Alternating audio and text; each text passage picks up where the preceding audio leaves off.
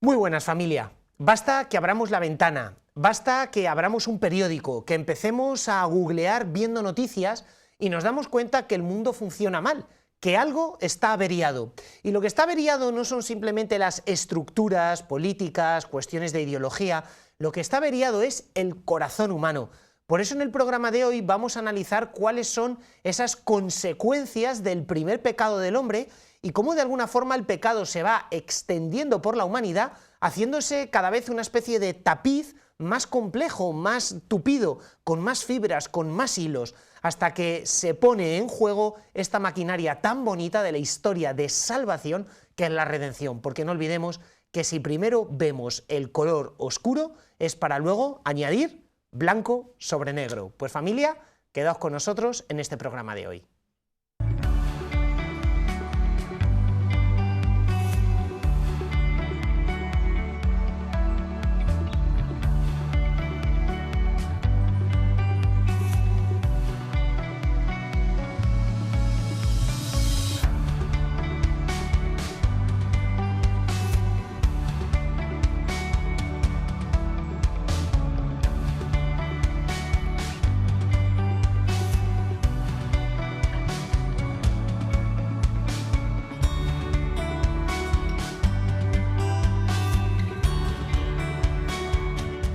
Pues ya es un habitual con nosotros, todos estos días que estamos analizando el libro del Génesis, las primeras páginas de la historia de la salvación, tenemos con nosotros a don Juan Félix, rector del Seminario Menor de Toledo y durante tantos años profesor en nuestro Seminario Mayor de Toledo, precisamente de este área de estudio, del Pentateuco, Penta 5, los 5 primeros libros de la Biblia.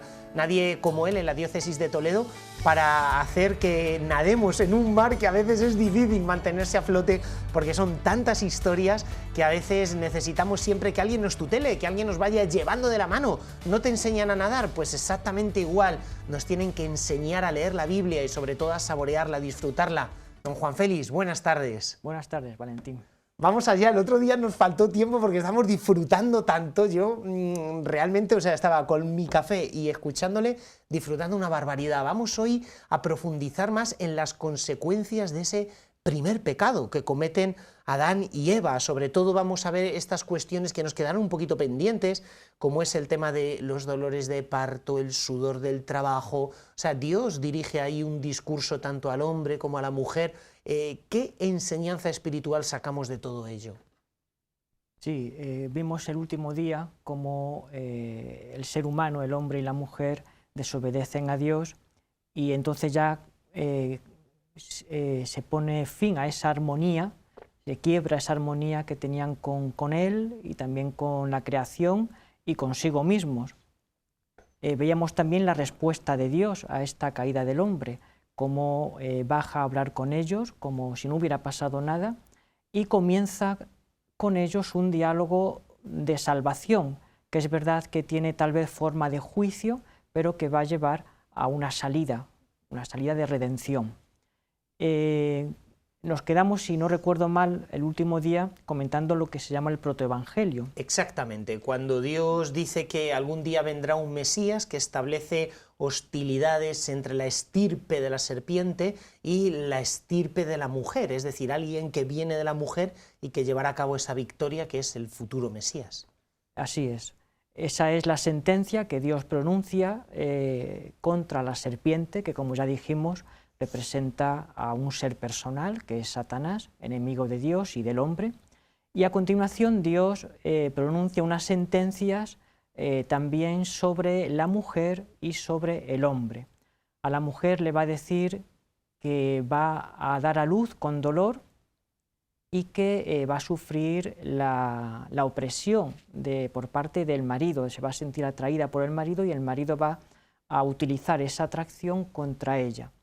Y al hombre le va a decir que va a trabajar la tierra con el sudor de su frente y que la tierra le va a dar, a cambio de tanto trabajo, cardos y espinos, ¿no? ¿Qué significan estas sentencias? Ciertamente son palabras duras, que de alguna manera, es verdad, retratan lo que es el lado sombrío de la existencia del hombre en esta tierra. Es un relato que quiere darnos a conocer o darnos a entender por qué existe el mal en la tierra, por qué la mujer sufre dolor al dar a luz, por qué sufre opresión, por qué el hombre sufre trabajando, por qué sus días terminan en la muerte. Esto no lo ha querido Dios. Génesis 3 lo que muestra es que ha habido algo que se ha interpuesto entre el proyecto de Dios y el mundo tal como lo conocemos hoy, y ese es el pecado. En concreto, cuando Dios dice a la mujer que va a sentir dolor al dar a luz, y al hombre que va a sudar cuando trabaje en la tierra, nos pueden parecer palabras duras, pero si la consideramos son expresión de lo que se llama un castigo pedagógico. Dios quiere enseñar al hombre y a la mujer algo con esos castigos. ¿Por qué? ¿Cuál había sido el pecado? El pecado había consistido esencialmente en querer ser como Dios. ¿En qué momento de su vida la mujer más se parece a Dios? Cuando da vida, obviamente, Exactamente. siendo madre, porque Dios da vida también. Así es. Pues justo en ese momento en que ella más se parece a Dios, ella va a sentir dolor para hacerle entender que no es Dios. Dios es una criatura, eso efectivamente. Es. Dios da origen a todo el universo, ya lo vimos, sin ningún esfuerzo, sin ninguna batalla, sin ningún combate. Efectivamente. En cambio, la mujer va a dar origen a la vida con dolor. Impresionante, nunca había caído en la cuenta de esto, vaya. Para recordarle que es criatura, que no es Dios. Claro. Y al hombre exactamente lo mismo. ¿Cuándo el hombre más se parece a Dios? Cuando transforma la creación. Claro, de alguna forma tú creas cuando trabajas, porque produces grano o haces una estatua, fabricas una casa, te asemejas un poquito a Dios. Eso es. Pues en ese momento en que el hombre más se parece a Dios es cuando va a sudar, le va a costar esfuerzo el hacer este trabajo, cosa que Dios no hace, ¿no? Dios trabaja, pero nunca suda, no se esfuerza. Su palabra soberana lo hace todo de un modo inmediato y sin esfuerzo. Entonces, este castigo pedagógico le recuerda al hombre que el pretender ser como Dios es una necedad y que solamente en considerarse criatura está su vocación de hombre, verdaderamente realizado, plenamente realizado. Qué bonito. Además, recordaba una frase que a mí me gusta mucho del Concilio Vaticano II, que dice que el fundamento de la dignidad humana es la vocación del hombre a la unión con Dios. O sea, precisamente nuestra grandeza está en que estamos llamados a vivir de esa amistad con Dios, de esa comunión con Dios, pero sin querer suplantarle, obviamente, decidiendo nosotros lo que es el bien, lo que es el mal.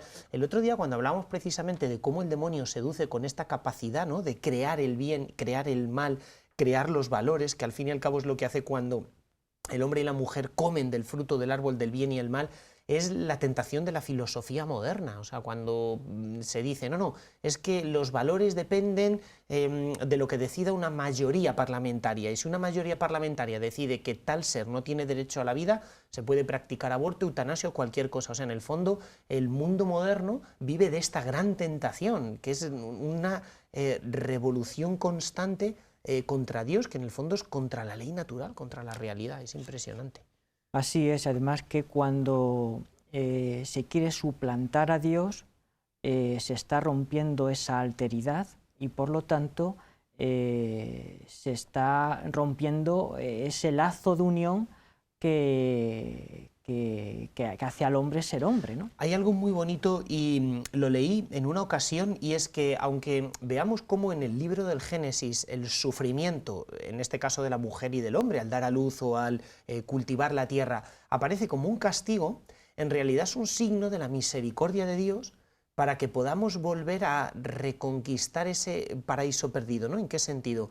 En que a veces el sufrimiento nos permite redimirnos, en el sentido de que el sufrimiento de alguna forma ennoblece al hombre, nos hace caer en la cuenta de nuestra limitación, de que estamos necesitados, de que somos criaturas y de que por tanto tenemos necesidad de Él, creador. O sea, tenemos necesidad de Dios como fundamento. Y es que creo que nada nos devuelve más y mejor a Dios que el sufrimiento. Por eso lo que parece un castigo, en el fondo yo creo que es como un aldabonazo constante, tac, tac, tac, que nos recuerda que tenemos que volver a Él. Sí, de alguna manera viene a suplir lo que no supimos hacer cuando no ayunamos del árbol del conocimiento del bien y del mal. Ayunar de ese árbol es reconocer que me debo a Dios, que dependo de Dios, que no soy Dios. El sufrimiento es como un altavoz de Dios que nos recuerda precisamente que somos criaturas.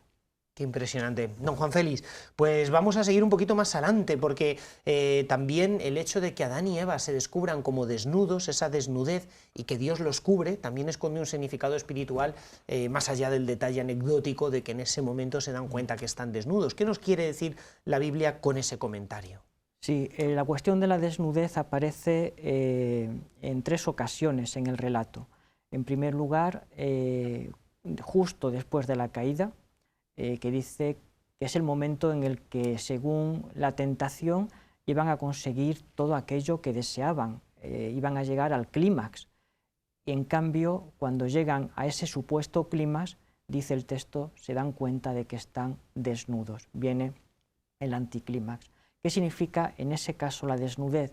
Significa la conciencia clara de la propia limitación. Y además, el ver la propia limitación como algo vergonzoso que tengo que ocultar. Por eso enseguida se cubren con unas hojas de higuera. La segunda vez que aparece la desnudez es cuando en el diálogo con Dios el hombre se excusa de por qué no ha permanecido en la presencia de Dios diciendo que estaba desnudo. Estaba desnudo. Es la constatación de la propia caída, de la propia pobreza, de la propia limitación. Y luego finalmente, en el final del relato, se dice que Dios vistió al hombre y a la mujer con pieles. Solo Dios es capaz de cubrir lo que el pecado ha dejado al descubierto y lo que es la mayor expresión de la vergüenza del hombre. Solo la misericordia de Dios puede cubrir la vergüenza y la limitación del hombre. Hay un dato muy curioso porque en el texto hebreo se habla de pieles, ¿no? Dios cubrió al hombre de pieles, que es un tejido o es un vestido como mucho más amable que las hojas de higuera. Más agradable, sí. Sí. Además, es curioso, esto me lo hicieron ver en una meditación a unas monjas que di en unos ejercicios espirituales, que la tentación era el saber discernir, incluso decidir qué es lo que está bien y qué es lo que está mal. En cambio, cuando caen, se cubren con hojas de higuera. Y me decía esta religiosa, ¿no habría hojas más suaves que las de la higuera para cubrirse? Como que en ese detalle se podía ver que el pecado ha creado una distorsión tal en el hombre que no sabe ni siquiera distinguir qué es lo bueno y lo malo para ellos mismos, ¿no? Wow, tremendo. Bien, pues al final Dios los cubre de pieles, pero en el Targum, que como sabemos es la versión aramea de los relatos del Antiguo Testamento, que era la versión que se leía en la sinagoga después de la proclamación en hebreo de la palabra de Dios, el Targum del Génesis afirma no que Dios los vistió de pieles, sino que los vistió de luz. Muy curioso, ¿no? Como el Targum ya da una interpretación que va en línea del protoevangelio, ¿no? Porque la luz es como el elemento que más define a Dios, ¿no? Luego veremos al final de toda la revelación, en el libro del Apocalipsis, a la mujer vestida de luz, que pues hace referencia a la gracia, ¿no? Entonces, ya el Targum sabe ver en este gesto de Dios, de misericordia de Dios, vistiendo al hombre y a la mujer, cubriendo su limitación, su pobreza, en ese gesto ve ya un atisbo de lo que va a ser la redención. Dios va a llenar de luz, va a llenar de sí mismo, de su gracia, al hombre y a la mujer. De hecho, en el libro del Apocalipsis aparece cómo los redimidos están vestidos con túnicas blancas que han sido lavadas en la sangre del Cordero, y a veces emplea la expresión en el Apocalipsis vestidos de lino resplandeciente, porque si la luz es un atributo de Dios, es una característica de Dios, significa que si Él me viste a mí de luz es que me da algo que es suyo, es como una especie de transformación sobrenatural dentro de nosotros, no algo natural, sino algo sobrenatural que hace la vida de gracia, la vida de los sacramentos, la vida cristiana en mí, ¿no? Vestirme de luz. Yo estoy vestido de negro, el pecado nos viste de negro, es broma, o sea, los sacerdotes vestimos de negro, pero el pecado nos viste de negro y Dios viste de luz. Sí. Pero además otro detallito, don Juan Félix, porque si Dios le hace unas túnicas al hombre y la mujer de piel de animal, significa que Dios ha tenido que matar algún animal. Bueno, sí, se puede interpretar así, ¿no? Sí. Que para hacer estas túnicas Dios ha tenido que, de algún modo, sacrificar animales, pero para limpiar al hombre, para cubrir al hombre, que eso es lo que, de alguna manera, después en el culto de Israel se va a seguir haciendo, ¿no? El sacrificio de animales purifica al hombre de sus pecados. Qué interesante, qué interesante. Qué bien, pues vamos a avanzar un poquito porque todo esto es tan impresionante, ¿no? En Génesis 3 podemos hablar de un antes y un después de la humanidad, es decir, este pecado. Sí, Génesis 3 funciona, podríamos decir, como un relato de teodicea, que viene como a exculpar a Dios del mal que hay en la tierra. ¿Cuántas veces viendo la situación del mundo, el sufrimiento y la muerte de inocentes, tendemos a culpar a Dios, al igual que Adán, la mujer que tú me diste, ¿no? Como que lanzamos a Dios un grito de desesperanza y de incomprensión, pero culpándole a Él. Tú eres el culpable de esta situación. ¿Por qué no haces algo para remediar esto? Y Génesis 3 nos dice, es un relato que viene a defender a Dios como apologético, viene a decir, no, es que el proyecto de Dios para el hombre y para el mundo no es la muerte, no es el sufrimiento, no es la injusticia. Ese proyecto original de Dios es el que está descrito en Génesis 1 y 2. A partir de Génesis 3 ya se nos explica por qué el mundo hoy en día es como es. Y el culpable no es Dios, el culpable es el ser humano que se ha dejado tentar por Satanás para hacer una vida contra Dios. Cuando el mundo rechaza a Dios, se cierra el proyecto que Él había pensado para él y por lo tanto ya se precipitan las desgracias y los males en el mundo. Claro, vamos ahí al ataque, porque es que justo cuando pasa el capítulo 3 del libro del Génesis, que ha habido un pecado, lo que ahora parece es como una especie de cascada de cómo el mal se va expandiendo. Es una idea con la cual a veces tristemente estamos familiarizados, pero es quizás la idea del cáncer, una celulita mala que si no se erradica se puede ir multiplicando y al final termina por invadir todo, de tal forma que el resto de capítulos es como una invasión completa del mal en cada esfera de la vida, es decir, el mal campea libre y cada vez está siendo más arraigado, como una mala hierba que no ha sido arrancada y que cada vez tiene raíces mucho más profundas. ¿Cómo describe la Biblia ese proceso? Sí, pues parece como que si fueran en ondas concéntricas, ¿no? Comenzamos por Adán y Eva, que son los padres de la caída, y enseguida el mal ya se propaga en sus hijos primeros, ¿no? Caín y Abel, que es la víctima del fratricidio que comete su hermano Caín por envidia, ¿no? Es el primer asesinato de la historia, tal como nos lo narra la Biblia, y va a marcar ya también de alguna manera toda una ola de violencia que se va a ir propagando a los descendientes de Caín.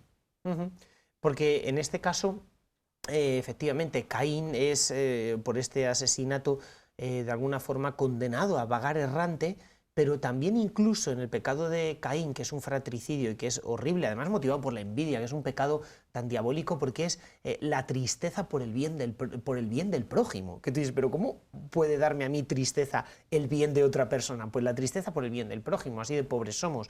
Dios incluso hace algo para proteger a Caín. O sea, nunca hay pecado sin que haya de alguna forma una respuesta de la misericordia de Dios. La gran respuesta vendrá en el Nuevo Testamento con Jesucristo, que se hace hombre, muere en la cruz para salvarnos. Pero ya en Caín tenemos algo. Sí, el relato nos cuenta que Dios le puso una señal a Caín para que nadie pudiera tocarlo y así la vida pudiera seguir avanzando y por lo tanto su plan de salvación siguiera adelante. Es una respuesta constante de Dios, donde el hombre pone muerte, Dios pone vida. Donde el hombre pone violencia, Dios pone bendición. Es la manera que tiene Dios de sacar adelante su plan de salvación por encima de las miserias de los hombres. Pero el hombre va a 120 en esta autovía y todavía acelerando más, porque los descendientes de Caín, por ejemplo, la Biblia nos habla de Lamec, son terribles. Sí, bueno, ¿Quién es este misterioso personaje? La gente normalmente no lo conoce, pero el libro del Génesis le dedica su espacio y su importancia. Sí, Lamec es el sexto descendiente de Caín, curiosamente es el sexto. El 6 en la Biblia es un número que indica imperfección.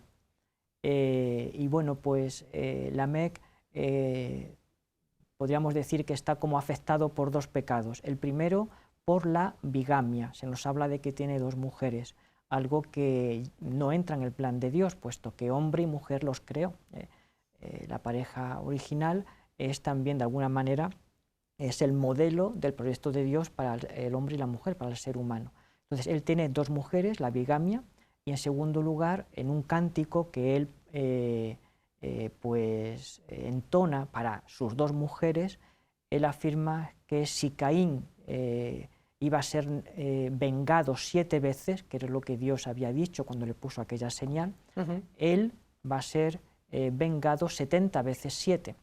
Es decir, la violencia de Lamec y de sus descendientes multiplica, pues podríamos decir, hasta la enésima cifra, el mal que había entrado en el mundo. Además, el cántico ese que se puede leer en la Biblia es terrible, porque normalmente las canciones que nosotros pues componemos son canciones que exaltan la belleza, exaltan el amor, da igual, música religiosa que música profana, generalmente suele exaltar los sentimientos más nobles del hombre, pero en este cántico de Lamec, en la Biblia, él exalta su violencia y casi me da reparo y vergüenza decirlo aquí en la televisión, pero las barbaridades que él hace, que siempre refleja como una respuesta desproporcionada, hasta tal punto que él mismo se vanagloria, se enorgullece de matar a un niño porque le ha hecho un cardenal, o sea, y como esto tras tantas cosas, con lo cual vemos hasta qué punto el mal echa raíces en el corazón humano y es capaz de oscurecer esa imagen y semejanza con que Dios lo ha creado, porque ahora mismo cuesta ver esa imagen y semejanza de Dios en el hombre, sobre todo en estos descendientes de Caín, que se van prolongando desde Lamec hasta los famosos Nefilim, que la Biblia habla de ellos, aunque esto es uno de los pasajes más difíciles de interpretar.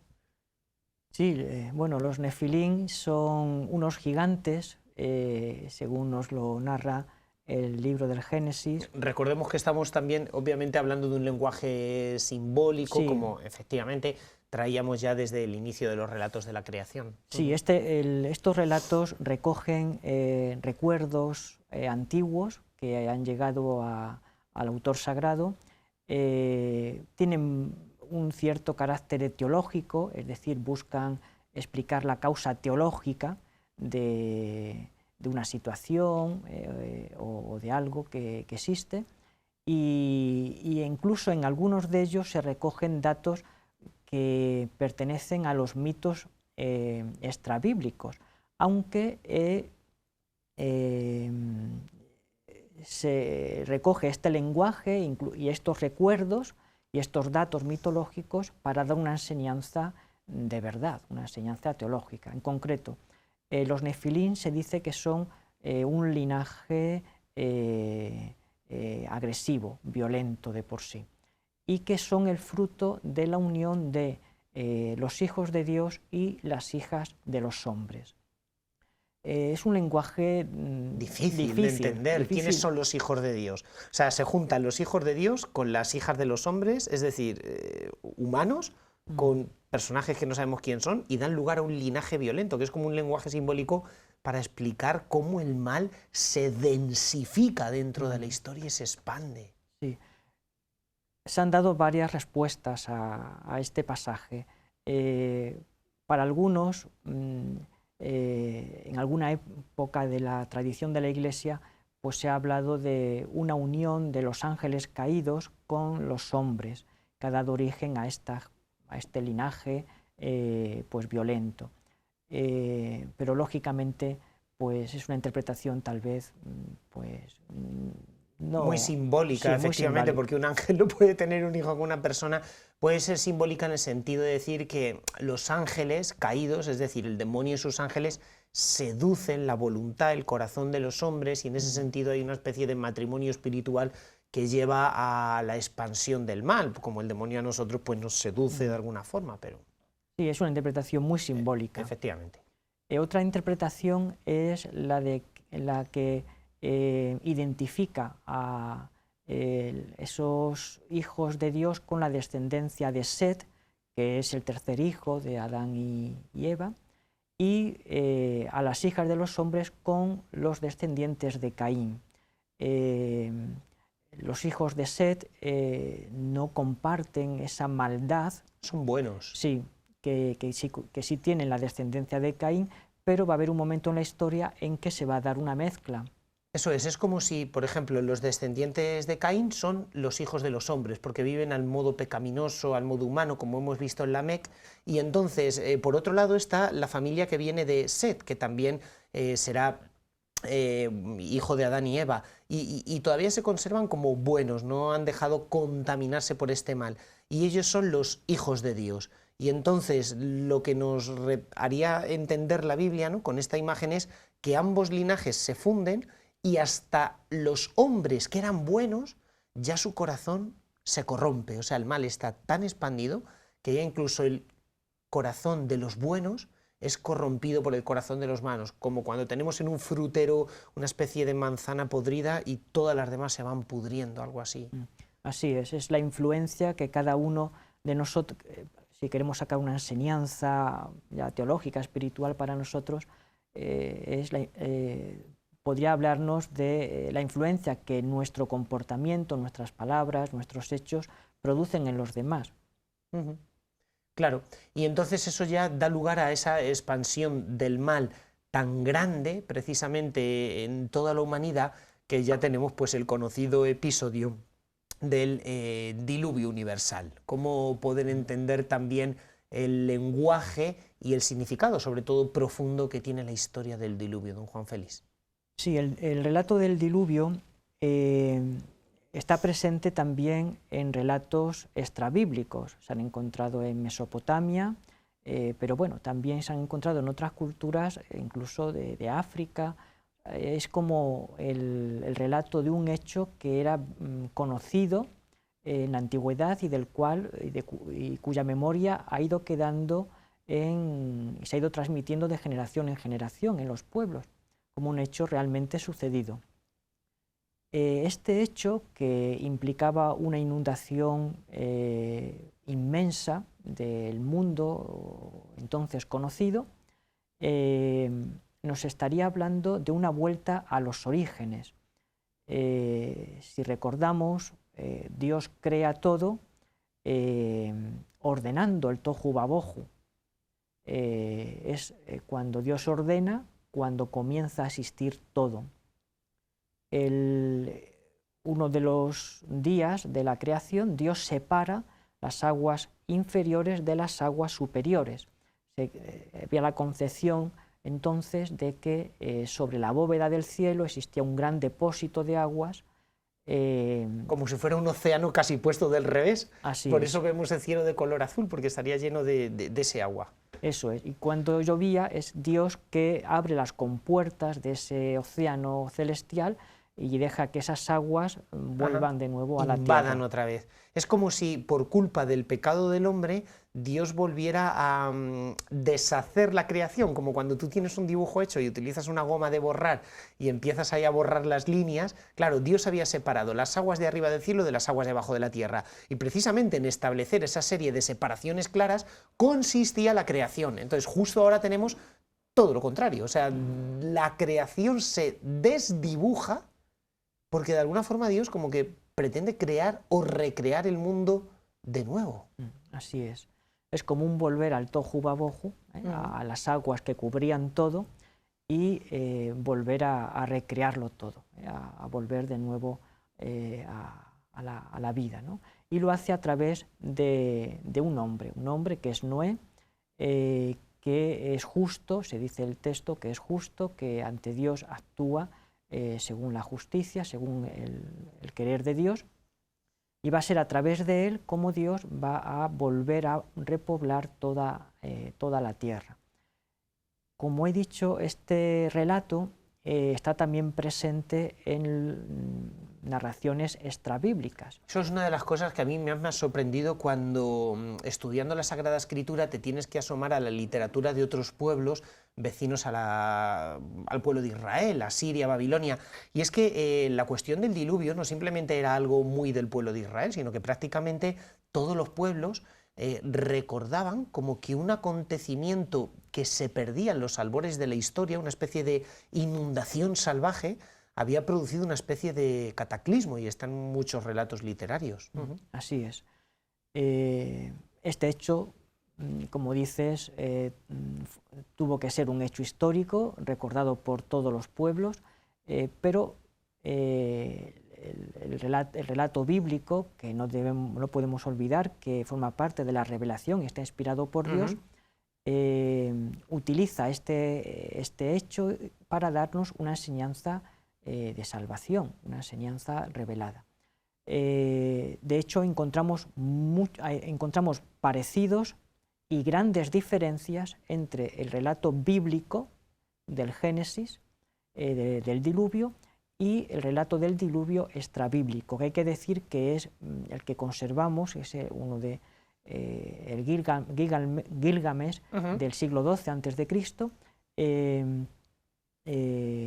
también está ahí narrado el diluvio, y hay muchos parecidos. Los parecidos principales son en la narración, que sigue el mismo esquema.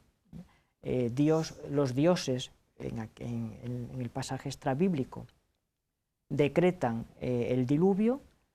Uno de los dioses elige a un hombre de nombre Utnapishtim, porque le resulta más grato para intentar salvar la humanidad, y después viene el diluvio, y al final del diluvio pues se salva un resto a partir del cual comienza a repoblarse toda la tierra. Este mismo esquema está en el relato del Génesis, pero hay grandes diferencias. Por ejemplo, el motivo del diluvio. En el relato extrabíblico, el motivo del diluvio es el capricho de los dioses. Esto a mí me hacía mucha gracia, perdone que le corte, pero cuando lees el relato del diluvio babilónico, o sea, claro, los hombres hacen demasiado ruido, como si los dioses no pudieran vivir tranquilos, se tienen que echar a la siesta, tienen que descansar, los hombres están en la tierra armando un jaleazo que te mueres, ¿no? Pues están trabajando, y entonces Dios dice, mira, aniquilo a la humanidad, mando un diluvio y siestas tranquilas. Cuando en la Sagrada Escritura hay una visión profunda de la antropología y de la naturaleza humana. El diluvio se manda, dice el relato bíblico, por la jamás, que en hebreo significa violencia del mundo, por el mal del mundo. El motivo del diluvio en el relato bíblico no es el capricho de los dioses, no es el capricho de Dios, sino que es la maldad. Es la maldad presente en la tierra que hace decidir a Dios hacerlo todo de nuevo. Dios no goza con la destrucción, como luego dirá el libro de la sabiduría. Y luego también tenemos una visión muy distinta de la divinidad, porque en los relatos extrabíblicos aparece una imagen de los dioses muy dependientes de los hombres. Por ejemplo, cuando se desatan el diluvio, ellos mismos se asustan de lo que han desatado y dice el texto que huyen al último cielo para escapar del diluvio. Que cuando se dan cuenta de que han destruido toda la creación y sobre todo al ser humano, se lamentan porque ya no va a haber nadie que los sirva a ellos. Y cuando después un Apistín ofrezca un sacrificio a los dioses, ellos se arremolinan como moscas, dice literalmente el texto, sí, para alimentarse de ese sacrificio. Esta no es la imagen que tenemos de Dios en el relato bíblico. Para nada. Dios aparece totalmente trascendente y soberano. Él es el que controla el diluvio. De hecho, si en el relato extrabíblico los dioses mandan a un Apistín que cierre la puerta del arca, en el relato bíblico es Dios mismo el que cierra la puerta del arca. Es Dios el que dice cuándo está todo preparado para que él ya pueda efectivamente ejecutar su decisión. Se nos va gastando el tiempo, entonces tendremos que hablar de esa alianza que Dios sella con Noé, porque termina el diluvio y el culmen del episodio es una alianza que Dios sella con Noé y con toda la humanidad. ¿En qué consiste? Sí, cuando Noé sale del arca, ofrece a Dios un sacrificio. El texto dice que Dios huele el sacrificio y descansa. Curiosamente, el nombre de Noé significa descanso. Noé es el descanso de Dios, porque Él es grato, porque hace la justicia. Y Dios sella una alianza con Él. Esa alianza es unilateral en el sentido de que solo Dios se compromete, no pide a cambio a Noé que haga nada, sino simplemente es Él el que se compromete y luego pone como signo en el cielo un arco, el arco iris. ¿Qué puede significar este arco iris? Pues simplemente, bueno, el autor sagrado se fija en lo que ocurre en el cielo cuando hay una fuerte lluvia y empieza a salir el sol. El arco iris viene a decir que la tempestad ya ha terminado, que todo está bien, que empieza una nueva etapa. Es un signo reconfortante. Es un signo de vida, de amistad, de belleza incluso, ¿no? Pero incluso la palabra que se utiliza para hablar de arco iris en el texto bíblico, Kesed, es la misma palabra que se utiliza para hablar del arco de guerra. Efectivamente. Entonces, poner el arco de Dios en el cielo es como un compromiso por parte de Dios de pongo mi arco de guerra. Efectivamente, es la imagen como si Dios fuera un guerrero que tiene un arco para tirar flechas, pero evidentemente el arco de Dios no puede ser como el arco de los guerreros de este mundo, es un macro arco grande. Y Dios depone sus armas y coloca su arco en el cielo como diciendo, tengo designios de salvación para la humanidad. Y vuelve a crear el mundo de nuevo, realmente. Así es, así es. Es como volver a hacer otra vez nueva la obra de la creación. De hecho, hay una repetición de ese mandamiento, sed fecundos y multiplicaos. Igual que Dios se lo dijo a Adán y Eva, ahora le toca a la familia de Noé hacer otra vez a la humanidad fecunda. Es como una promesa de vida, Dios siempre ligado a la vida. Así es, y de hecho el mismo relato repite mucho del esquema que encontramos en el relato de la creación, y a través de los 3 hijos de Noé se puebla de nuevo toda la tierra. Efectivamente, de un hijo vendrá el pueblo de Israel y los pueblos semitas, de Sem, de Jafet vendrán los pueblos paganos, y luego de Cam los pueblos de Caná, y se vuelve a repoblar otra vez toda la tierra.